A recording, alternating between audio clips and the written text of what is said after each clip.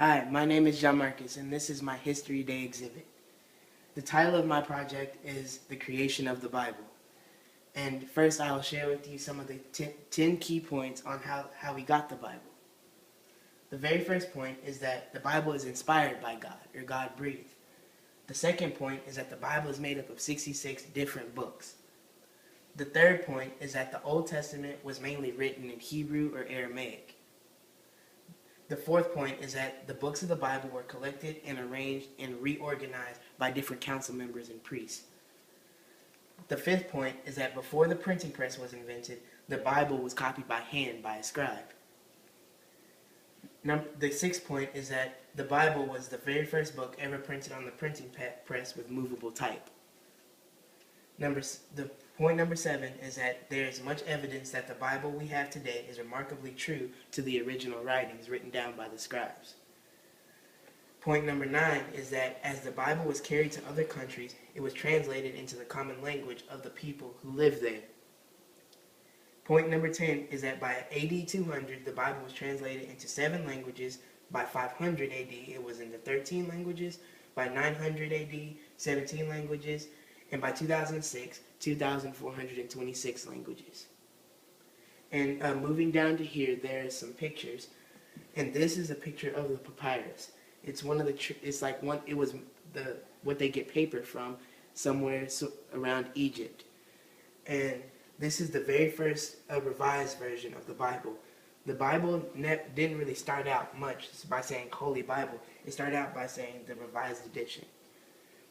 This man right here is Jerome, and they just called him Jerome, really. And he started translating the scriptures into Latin in 382 different languages. This is William Tyndale. Tyndale is called the father of the English Bible because his translation forms the basis of much of the King James Version. And this is right here is King James.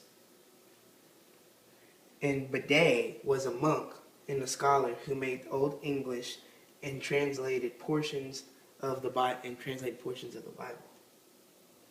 And something we call the chain Bible today was placed on every church of the Thomas Cranmer under King Henry VIII. And this Bible had to be chained to the church so no one would steal it because it was so rare. And also, my whole point that I'm trying to get across in this whole project is that without the creation of the Bible, the human race would not be able to sustain itself because God is the one that gives us all life. And if you look over here, these are some of the first ways that the Bible was created. The very first ones were around 1500 to 400 BC, and they were made out of stone, clay, or leather.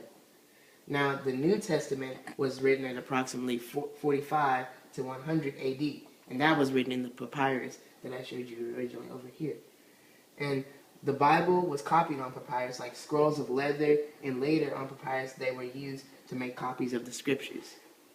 The Bible was copied on fine animal skins, fine quality animal skins from calves to antelope to sheep and even goats. The Bible was printed by the printing press after 1455. They were called Wycliffe Bibles that were instructed on vellum in the 1300s, 1400s, and some copies took 10 months to even 2 years to create. And today is considered the Holy Bible. The Bible is now printed on paper in many variations and languages. It is also in recordings and even on the internet.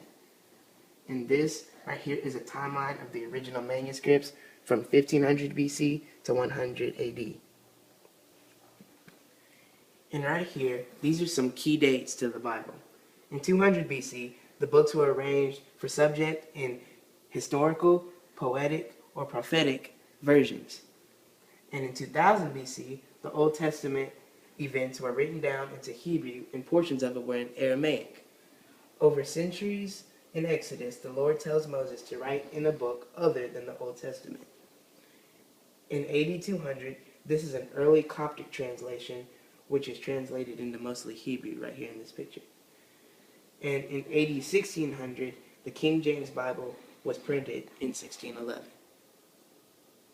And this concludes my presentation of my History Day project.